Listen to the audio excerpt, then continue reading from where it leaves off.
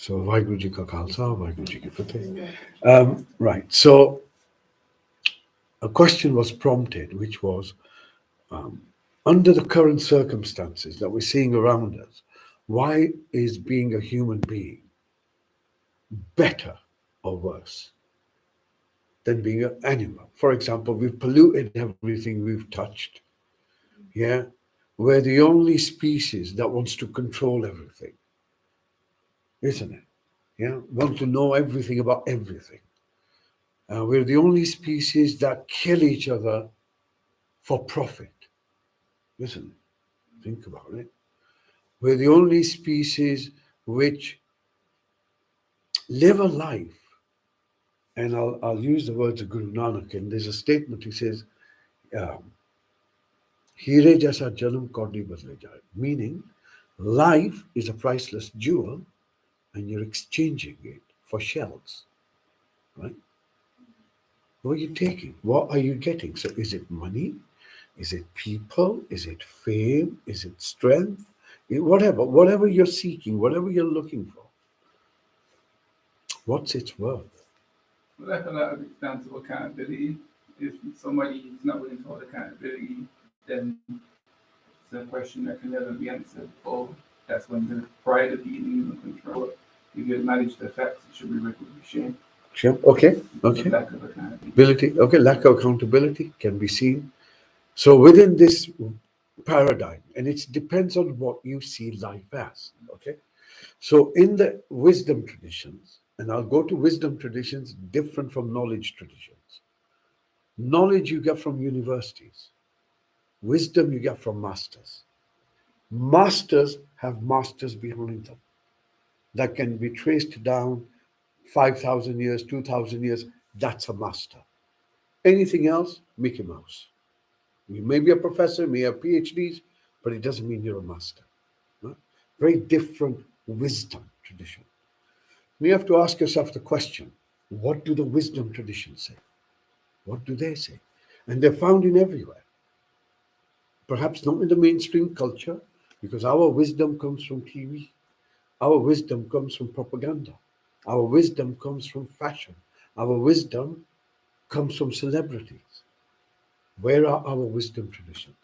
So the question is, what does it mean to be human? And the wisdom tradition says, well, there are 8.4 million life forms.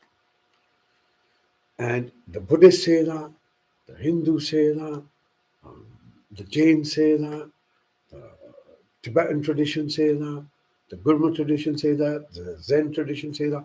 Any of those wisdom traditions where you can access their wisdom, you'll find they use that word 84. 84 is a number, always. And then the question is, at early days, when the first translations happened, they laughed at this. Now, how can they be so precise?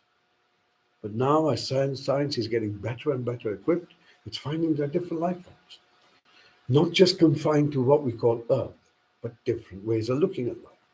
It changes the worldview, and that's the crux of it. Wisdom traditions give us an understanding of what's the point of your life. Knowledge tradition give you the mechanism to control and to be controlled. Wisdom tradition give you the process and the mechanism for release. Okay, for release. And there are some anecdotal stories that go with the wisdom traditions that bring this about, make you understand that. So, why are you who you are? Why are you who you are? Why are you not your cat, your dog, your neighbor? Why are you born on the time and the place with the parents and the circumstances that you and I are all uniquely? Why? Everything has a purpose. Everything comes together. So when we begin to recognize, well, that's quite interesting, that tends to happen, we begin to realize that everything is cyclic.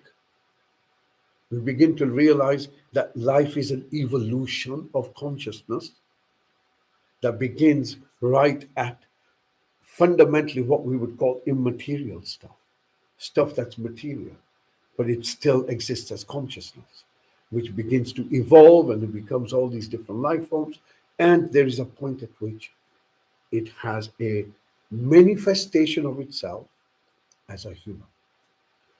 And there's a purpose to this.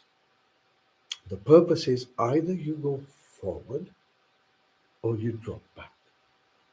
And if you drop back, you don't know where you're going to drop in those 84 million. Don't know where you're going to drop. And the reason is, through the anecdotal story that I can share with you is a Buddhist story. It said that someone approached Buddha once and asked him that, look, I've never come across this feeling, but upon listening to you or being with you, this feeling has arisen in me that I wish to be part and parcel of what you're doing. And I've never had that feeling before. And he said, can you share with me your understanding of it? And in this tradition, it is said that Buddha closes his eyes and returns back and says, it's to do with your previous life. In your previous life, you were an elephant and you were in the jungle and the jungle was on fire and you were running. And as you were running, you were stabbed with some thorns. You lifted your foot up, and as you were trying to draw the thorns out, a little rabbit came and sat beneath you. It too was desperate to live, just like you were. So, in this act of compassion, he thought, I'm not going to put my foot down. As a result, he toppled, fell backwards, died in the fire, and the rabbit escaped. But as he was dying, he thought to himself, it's all right, did a good deed, kind of thing. And that rewarded him through consciousness, the human birth. And hence, this particular thing arose. So we have many such stories which demonstrate that there are certain mechanisms that can either take you forward or backwards. The thing that took in this story forward was the cultivation of compassion. That's it. They need to do an act of kindness. They need to just in that act of no self, compassion. And that compassion became the seed to evolve the consciousness further. Now, this brings us why meditation is important. Through meditation, you begin to first recognize state of contentment, a peacefulness. That peacefulness will organically give rise to changes in your blood system, your endocrine system, and it'll become oxytocin. So you become more compassionate, but you don't know why. But it's a natural thing. Once that happens, the evolution begins upwards. But if you look around us and you see, how much compassion do we see? So this truth becomes, or this statement becomes a truth. Priceless life being exchanged for mere shells. And this is the awakening. It's not about awakening to the control systems, all that is just going to keep going on. That's the way darkness works. And darkness and light have to work together. It's duality, right? It's just the way life is, right? It ain't going to get heavenly, and it ain't going to get completely hell. It's always this fight, just the way it works. If we get engaged in that drama, you lose yourself. Can't fix it. The only thing you can do is to take control of self rather than control of other. And the control of self means what? Begin to become recognized first. You have a mind, but you are not your mind. Very important. And to detach yourself from your identity, from your ego space, your complex. Everyone has one. We got many of them, but we have to separate ourselves from that. And this is what meditation does. And it is through this health begins because of the mind-body connection. So you can see the way to live a life in the wisdom tradition is about cultivating well-being, being healthy, being sovereign, not a doormat, not to be controlled, not to control. Huh? This is the way human beings have the capacity to live. But through the system we're in, because they've snipped away at all wisdom traditions that you can have access to, unless you're privileged enough to be born in a culture that still has it alive and can still be traced. And along the way, there are many individuals who have achieved what it means to be human. Not one, not two, not out of richness, not out of religiosity. No, we're talking about average, regular human beings. And that's the part of the wisdom. Life is not hard. It's being made hard because of everyone is needed to have an opinion on something. They don't matter, my friends. They don't matter. No one cares. And no one will care. No? So to get engaged in those psychodramas take us away from ourselves. And meditation will bring you first back to a space which you begin to recognize quite often. And when something is the same often, means it's the truth. And that truth is you, not someone else. That truth is from which we get this sovereignty, self realization, and step out of some of this drama that is just being foisted upon. Yeah. And as a result, not give your, see, it's a harvest of energy. That's all it is. You either grow crops and harvest them at the end of the year, or you either grow humans and you harvest their energy. Just depends what nutrition you want from. And if you have something that feeds off energy, how better? Keep them stressed. Yeah, allow them to, yeah, and you feed them. So you begin to see things in different ways. And again, now, why do I need to add to that? Find health for yourself. That's where meditation begins. So let's meditate, right? Yeah. Okay. So we're going to begin first with our posture. All right. We're going to begin with our posture. And ideally, what you want to do is close your eyes. But if you feel uncomfortable, then you can look towards the ground, but not necessarily focus on anything. And move your focus now to your back and just make sure it's upright. It's upright, it's straight, but not rigid. So it's got to be comfortable. And then moving your focus on your shoulders. You want to move your shoulders slightly back, but not hunched. And it's really important to go through a systematic awareness of where the body is. Then you're going to bring your focus to the back of your neck. And as you pull your chin in slightly, the back of the neck will slightly stretch. And all the time, you need to know if you're comfortable or not. If you need to adjust, adjust. Okay. Your eyes are closed, your mouth is closed, unless you can't breathe in through your nose. Next breath in, bring your focus to your body as best as you can.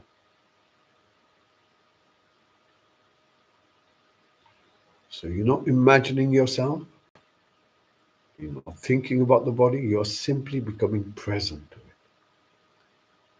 And what you're going to do is you're going to imagine there's a hula hoop above your head, a hula hoop above your head.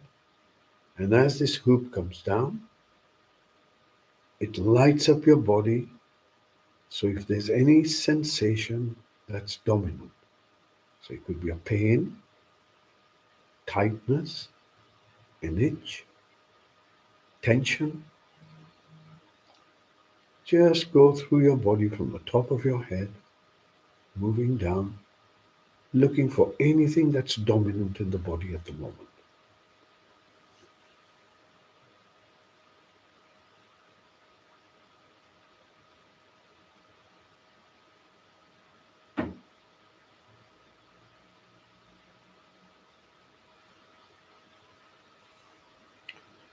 And if you find anything, no commentary, no judgment, not trying to work out what it is, just locate it. Wherever it is, just the location. Okay. Next breath in. Bring your focus now to the seat you're on. And what you want to do is begin to notice that you're held in place. In other words, you can allow your body to relax somewhat. You're not going to go anywhere. Allow the seat beneath you to hold you.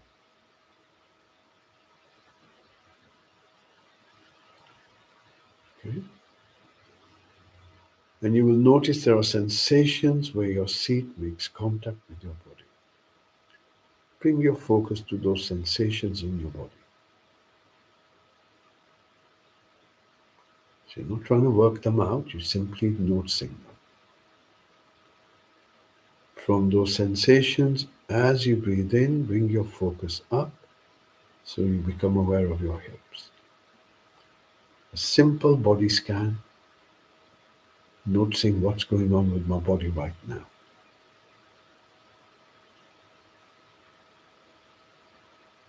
As you breathe out, bring your focus down your thighs as you move towards the knees. Remember, all you're doing is simply noticing if there's anything dominant in that part of the body. And then from your knees, you're going to move your focus down towards your ankles, scanning the front and the back of your leg.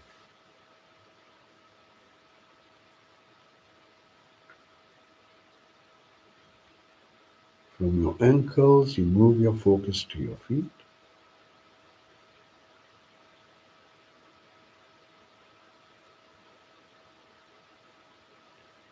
And then gently taking your focus to the soles of your feet, as best as you can.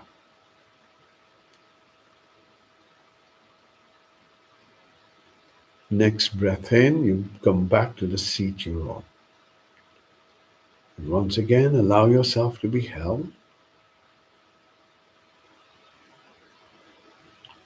Notice your back is straight and upright.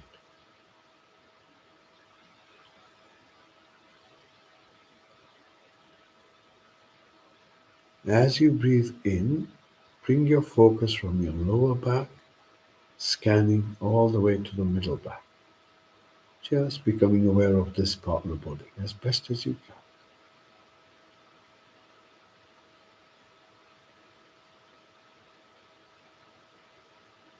And then moving from your middle back up towards your shoulder blades.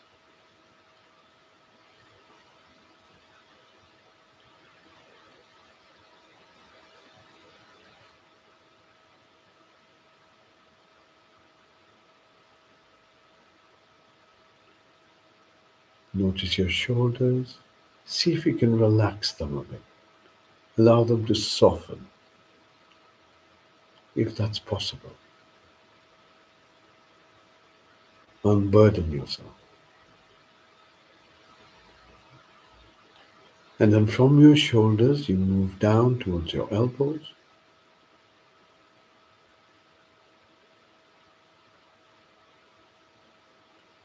From your elbows, you move down towards your wrists.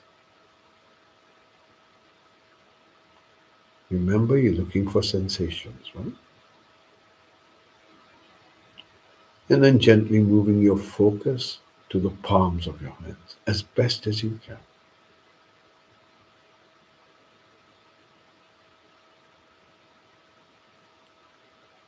Just hold your focus as best as you can on the palms of your hands. And then bringing your focus to your fingers. So now you have awareness of your fingers, or a vague awareness of your fingers.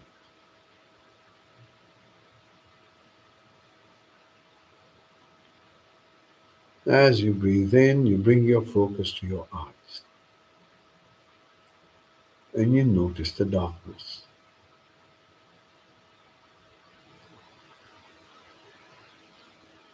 In other words, even though your eyes are closed, you can still have awareness.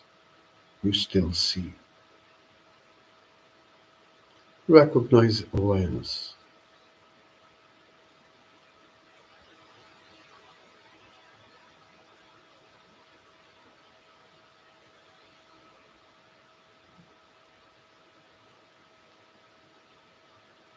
And then as you breathe out, you allow your eyes to soften. Next breath in, bringing your focus towards your mouth.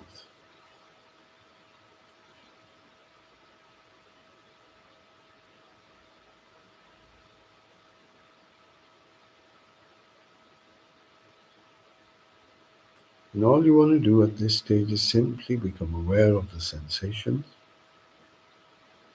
Scan the top lip, scanning the lower lip,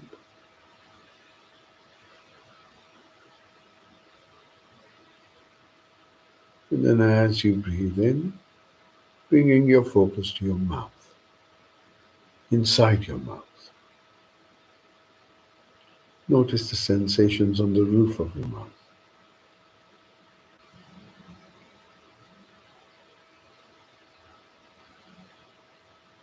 sensations on the inside cheeks.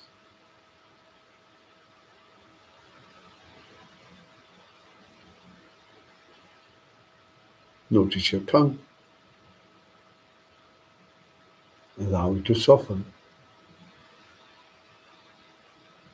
Allow your jaw to soften. And then as you breathe out, you allow your face to soften. Next breath in, becoming aware of the body as best as you can.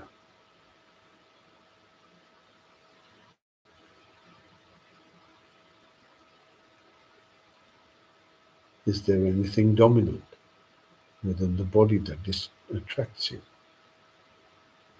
draws your attention? A pain, a tightness, an itch?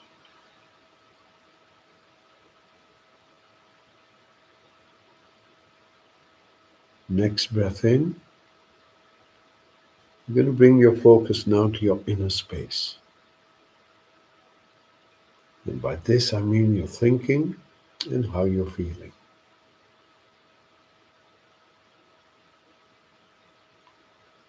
Do you feel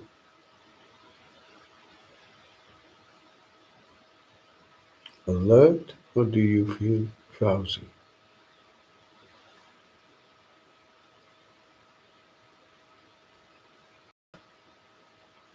Is your mind able to focus or is it distracted?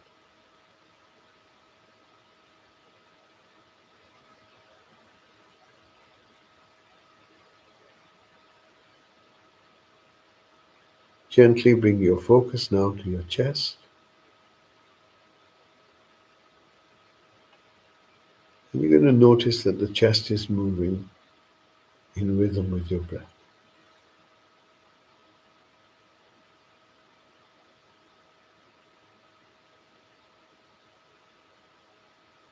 Breath comes in, your chest expands, and as your chest relaxes, the breath goes out. Just see if you can become present to that. Your focus is just on the surface of your chest.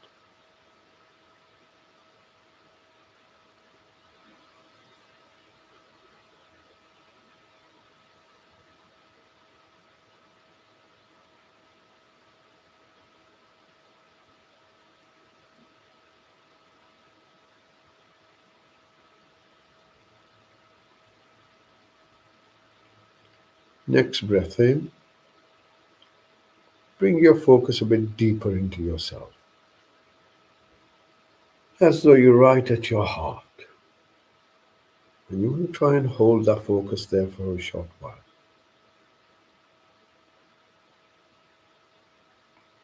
Your very core.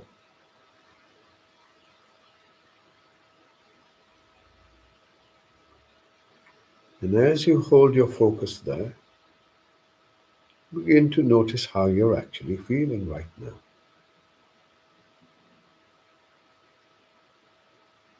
Is this moment comfortable or is it uncomfortable?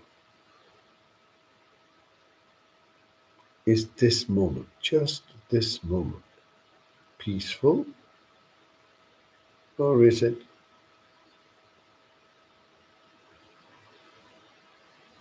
noisy,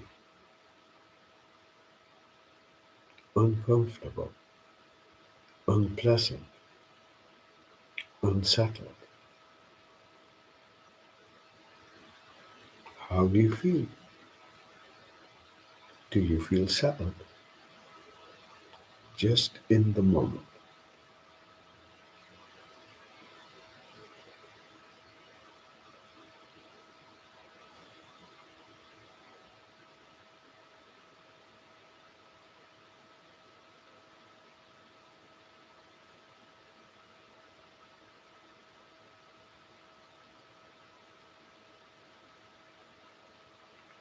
On your next breath out, you're simply going to open your awareness to all the sounds and noises around you. Allow any sound, any noise to come to you.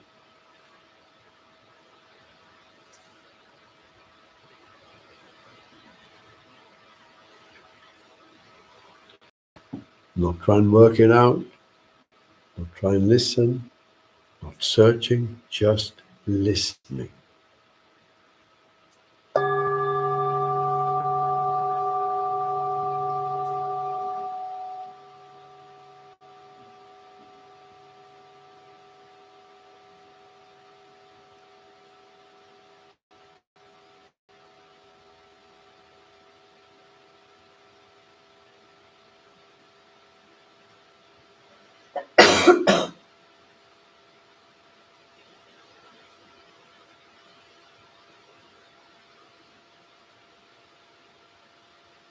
Just listening.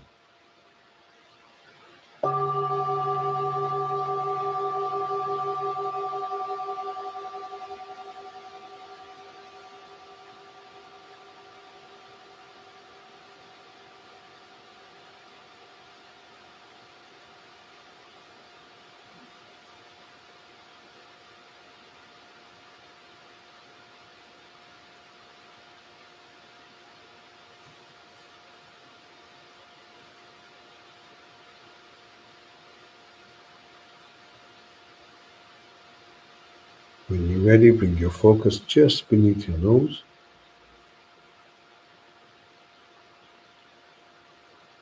Your commitment is to hold it there as best as you can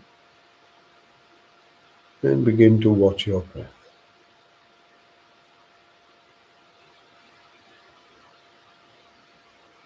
Notice how the breath breathes by itself.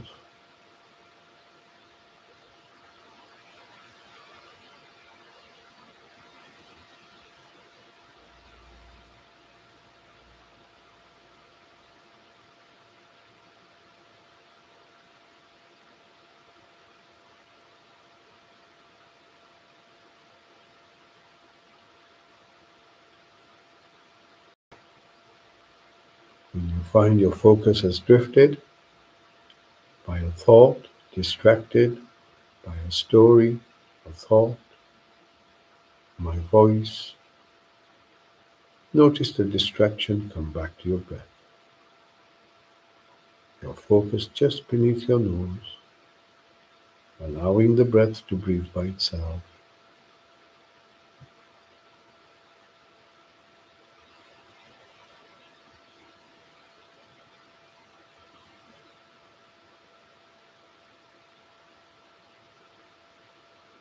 Notice your breath has four parts to it. The in-breath that comes in, stops, there's a gap. The out-breath that goes out, stops, and there's a gap.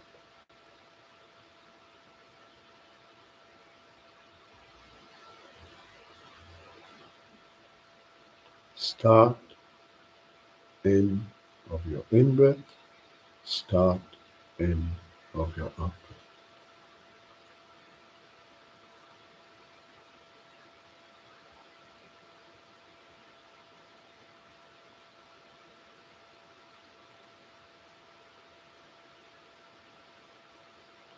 Noticing when the in breath begins, staying with the breath all the way out, all the way in.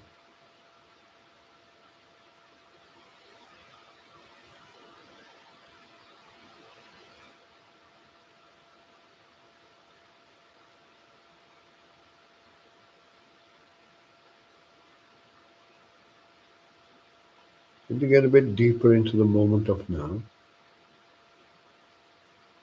begin to follow your out breath all the way till the end.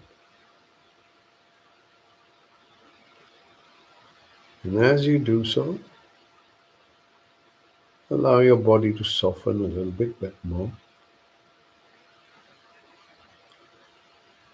becoming alert yet relaxed, embedded in the moment of now, following your out breath all the way till the end.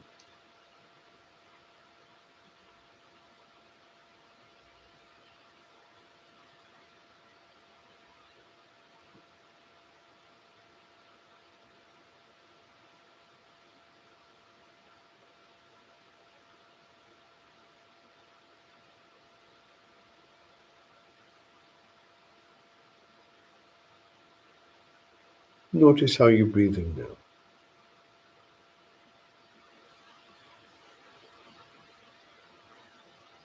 How does the breath feel? Does it feel light or does it feel heavy?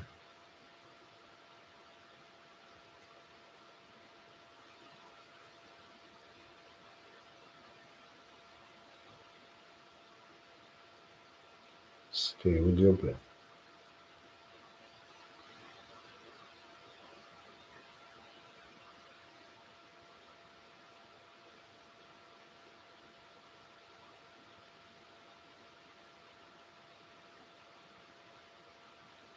Notice the difference between the in breath and the out breath.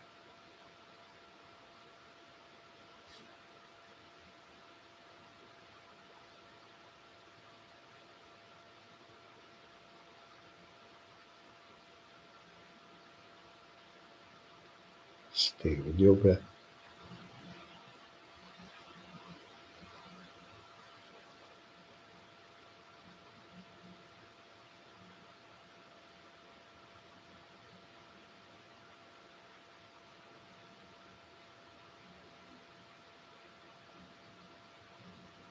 Stay with your breath.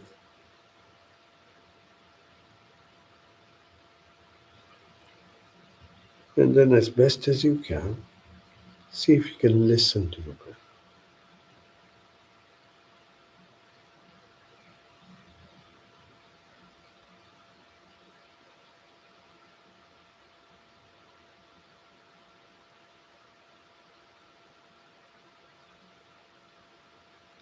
Listening to your breath.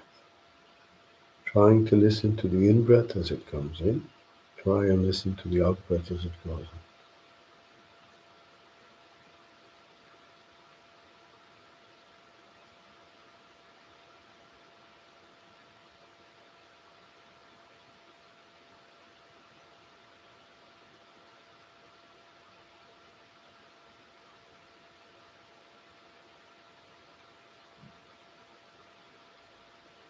And now, in your next breath out,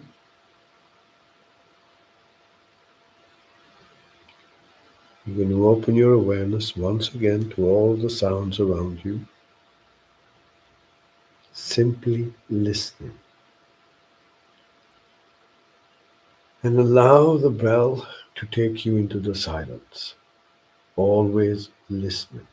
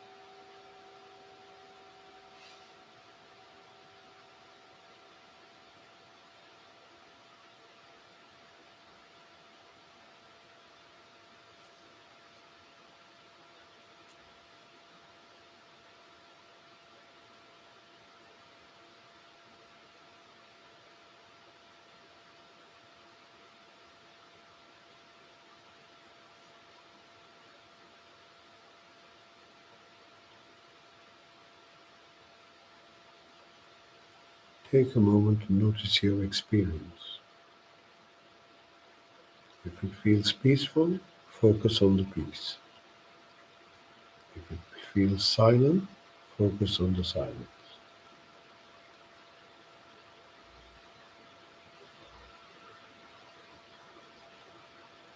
If it feels calm, focus on the calm.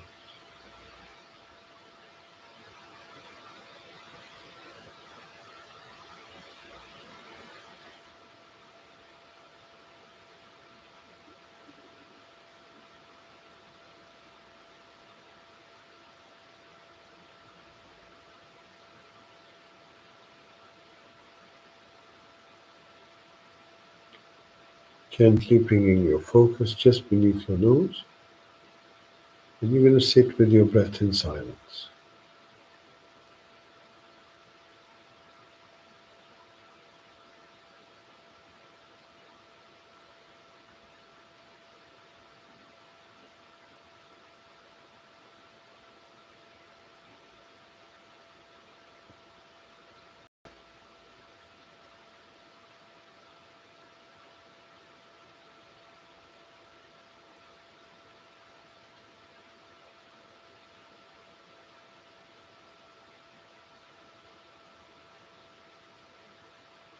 Stay with your breath.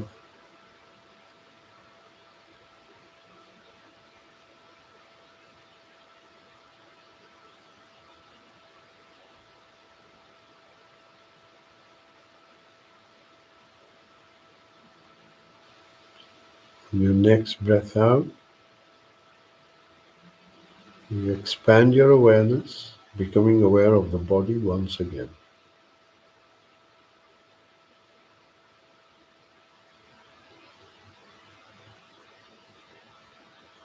Once again, just notice anything that may be dominant. A pain, an ache, a tightness, an itch.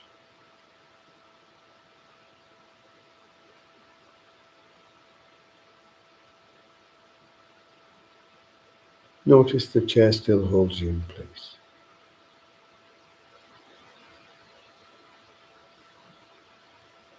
Your seat supports you. Sensations in the body where the chair or the seat makes contact with the body. Bring your focus to those sensations. Gently moving your awareness to your hips.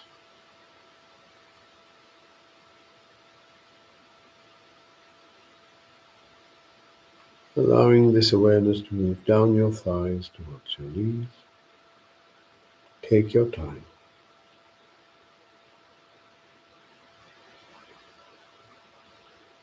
And then from your knees, gently moving down towards your ankles.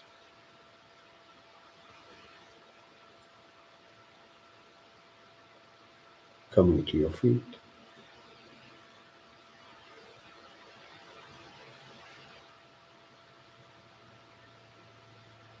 Finally, the soles of your feet as best as you can.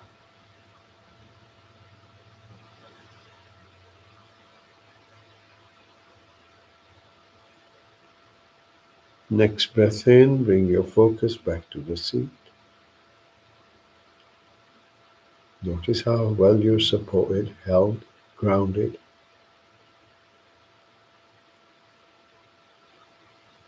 Back is straight and upright. Shoulders still relaxed. Arms, hands comfortable. Eyes are still closed. Your mouth is still closed. And your face is relaxed. Coming back to your breath.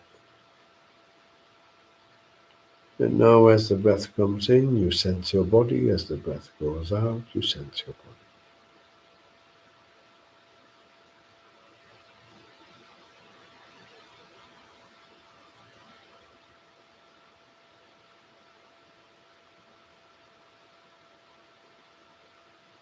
Breathing in, you sense your body. Breathing out, you sense your body.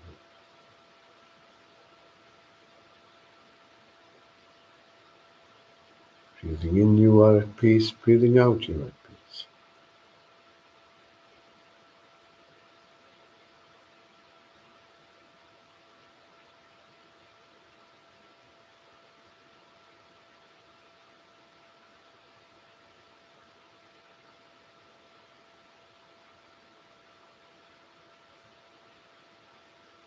Once again, just taking a moment to notice your experience as best as you can.